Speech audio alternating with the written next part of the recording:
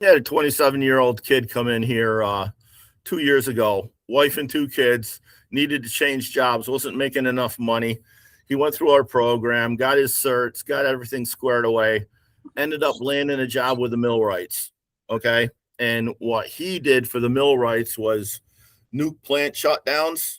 And he worked from, I think it was like November till, say, June, because there's a season for nuke shutdowns. In that time, he went on the road. He made $88,000, came home and said, okay, now I got all summer to play with my kids and do whatever. It's like, you're not going to keep working? He says, no, I just made enough money. I got two little kids at home and I want to be there for them. And that's the kind of life it can secure you if you want. You don't have to make $1 million, and if you're smart enough to find a good investment person or talk to people who know people in the investment world, you make a bunch of money and you can put some away. That's another income stream for the future that you might not need to work, so many hours. I like that.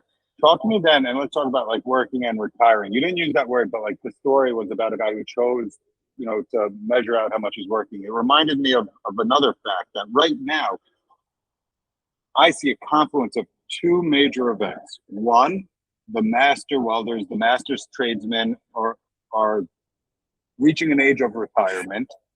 And two, because of all the data centers, there's a need for more welding out there. So we're having less skilled people and more demand at the same time. To me, that's a massive opportunity, and why like now is a great time to learn the trade.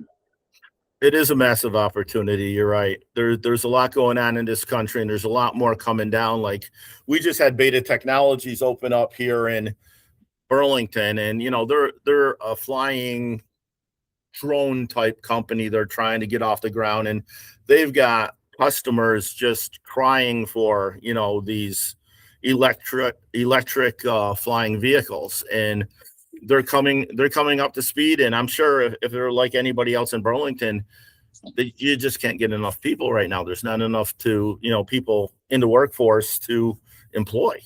What I love about what you just said, I'm going to play a stereotype right now. You say weld, so you think maybe dirty, or maybe you're thinking manufacturing, maybe you're thinking like clunky.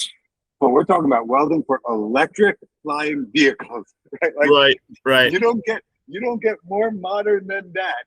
Right. A flying car needs welders, right? And tie it all back to Vermont. Take the Vermont program, get trained for free, live in Vermont, work for a freaking flying car manufacturer. That's how modern welding is. How it touches every facet of our society right now. It's not the blue collar career that like maybe when I was growing up in the 1990s, it could have been assumed to be. Now it's like integral to AI, to data, to freaking flying cars. Yep. All right. So you mentioned a moment ago that anyone who wants to take the program, so long as they have the right attitude, you can teach them. Talk to me now about the time commitment for someone who does have the right attitude to take the program. Like from walking in first day to getting certified, what kind of time commitment is that? It's 8 hours a day for 6 months, 960 hours, 85% hands-on. And the way you progress through the school is to get a certification in at least one in each technique. Most students will get 5 or 6 in each technique. So they're leaving there with probably 40, 50 certifications. And it's all practice. There, we do teach the Hobart curriculum with DVDs, so the student can see it in the books, read it in the books, and see it on the overhead, so that if you don't learn well reading, you can get it off the video, and then we bring it out to the shop, do a demonstration with the students there, get them in the booth and get them started to do it, and then we work with them one-on-one with their technique development.